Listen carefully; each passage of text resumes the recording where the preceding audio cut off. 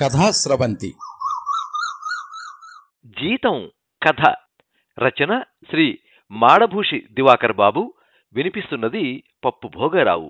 ఈ కథ సేకరణ మరియు వినిపించమని కోరిన వారు శ్రీ డిఆర్కే రావు. శ్రీ మాడభూషి దివాకర్ బాబు గారి పరిచయం డాక్టర్ కెజి వేణుగారి మాటల్లో.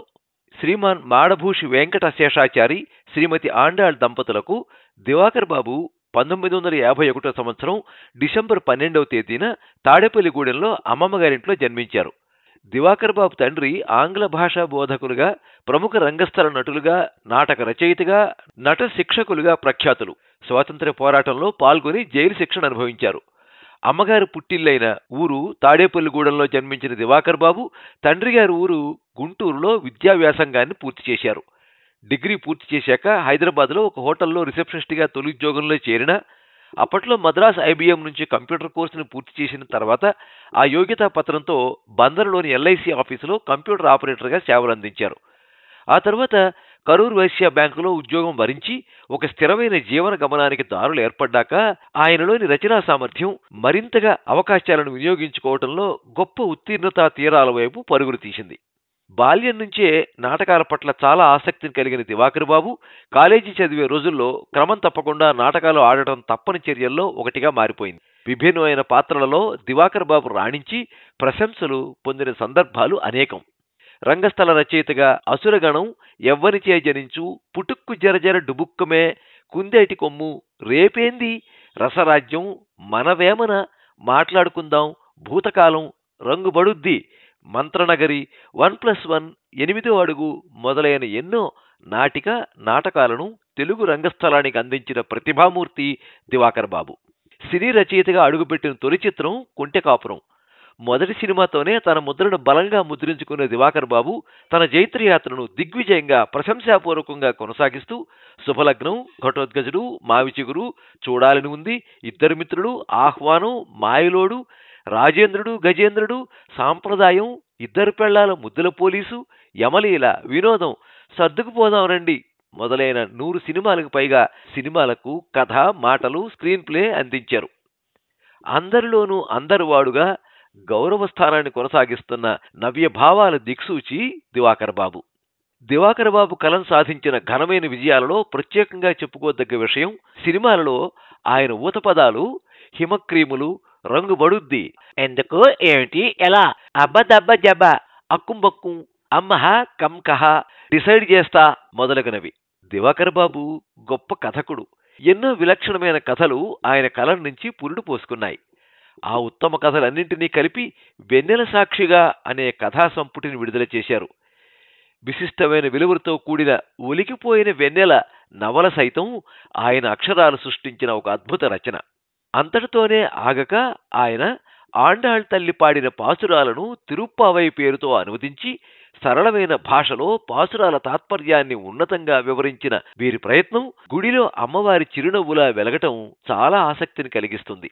గుంటూరు సంస్కృతి ద్వారా ఆచార్య పురస్కారం, యువకళావాహిని వారి అక్కినేని జీవన సాఫల్య పురస్కారం, సాహితీ స్రవంతి కర్నూలు వారిచే మహేశ్వరయ్య స్మారక పురస్కారం, శ్రీ పొట్టి శ్రీరాములు తెలుగు యూనివర్సిటీ వారిచే ధర్మనిధి పురస్కారం, శ్రీ డివి నరసరాజు పురస్కారం, శ్రీ ముళ్లపూడి వెంకటరమణ పురస్కారం, శ్రీ గుర్రం జాషువా పురస్కారం మొదలైన ఎన్నో ప్రతిష్టాత్మక గౌరవాలు మాడభూషి దివాకర్ బాబు గారు పొందారు.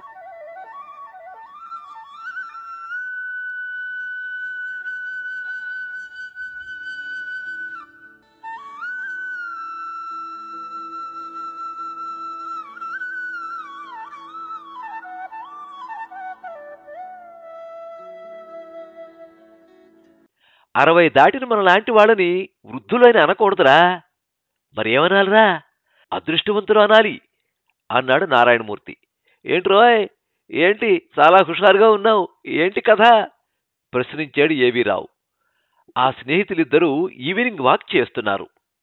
మా ఇంటికి రారా, కాఫీ తాగుతూ మాట్లాడుకుందాం, I wanted to share a lot. Narayanamurthy వెంట నడిచాడు ఏవీ రావు. నారాయణమూర్తి భార్య విశాల ఇచ్చిన వేడివేడి కమ్మటి కాఫీ తాగాక ఇప్పుడు చెప్పరా అన్నాడు ఏవీ రావు.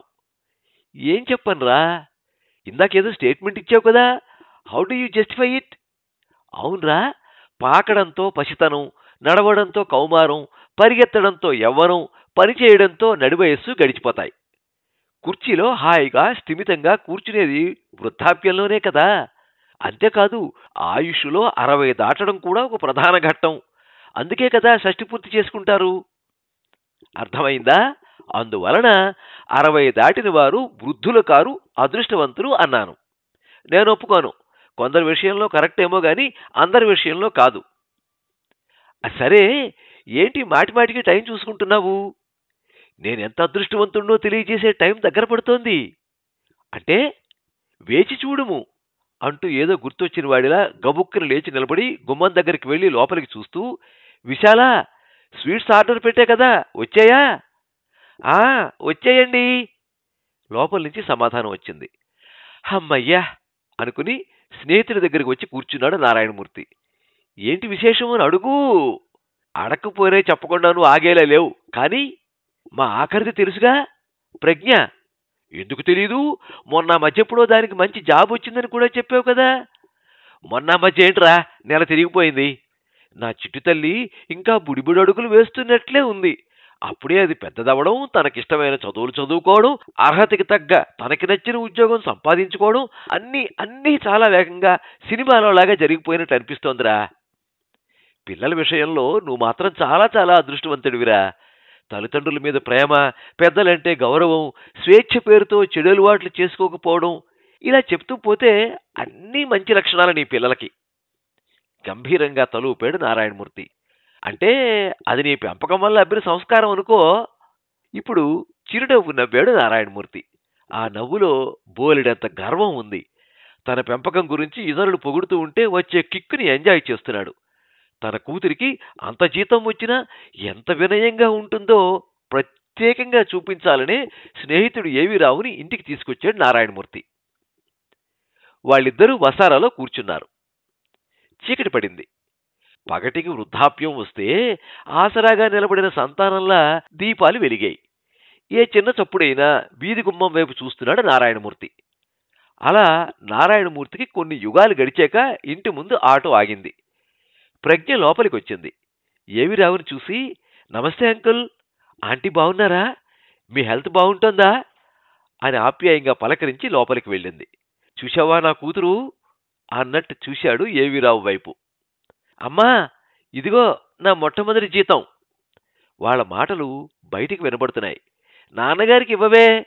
ఏమండి, ఓసారి రండి పిలిచింది విశాల. ఉత్సాహంగా లేచి నిలబడి అడుగు వేశాడు. నా జీతం నాన్నగారికి ఇవ్వను.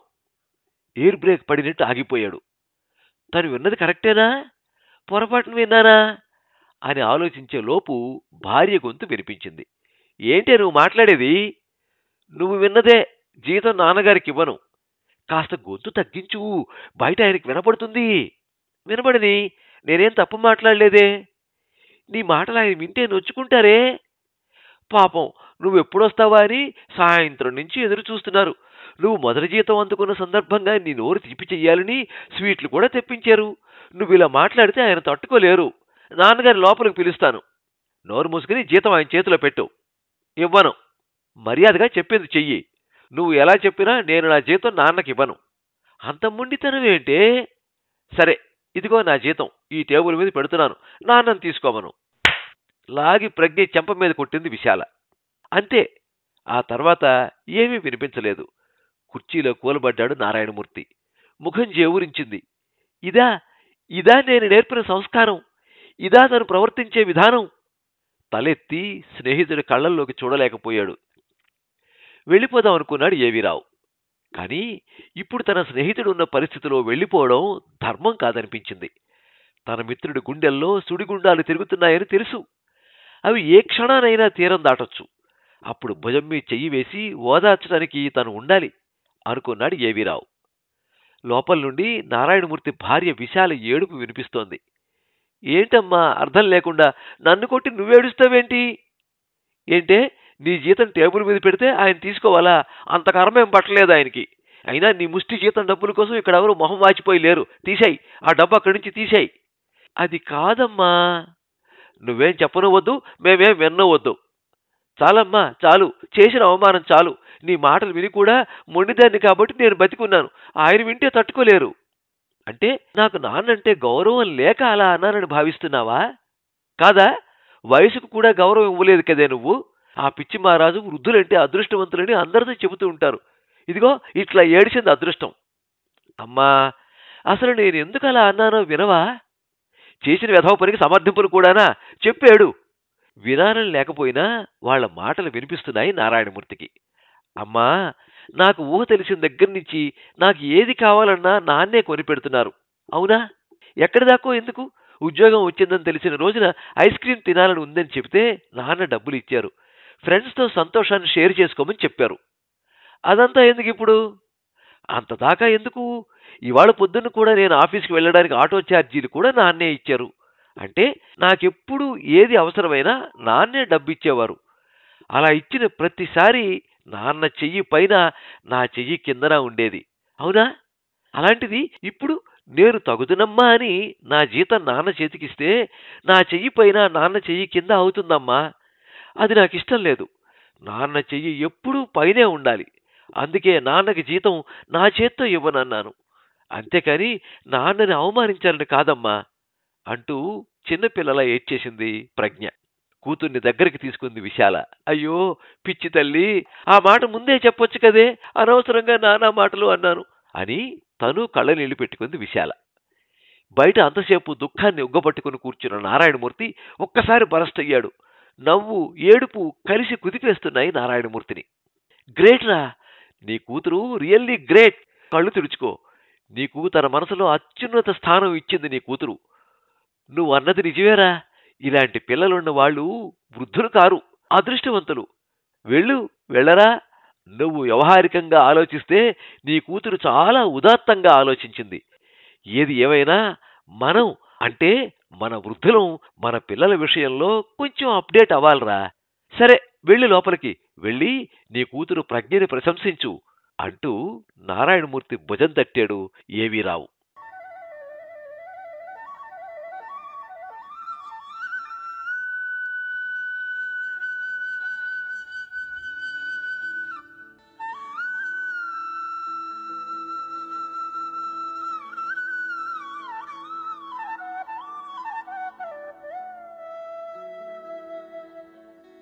మీరింతవరకు జీతం కథ విన్నారు.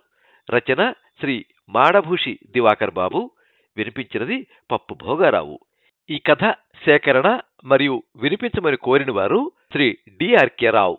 ఈ వీడియోని లైక్ చేయండి, మీ మిత్రులందరికీ షేర్ చేయండి. ఇలాంటి మరిన్ని మంచి కథలు వినిపించడానికి ఈ ఛానల్ని సబ్స్క్రైబ్ చేసుకోండి.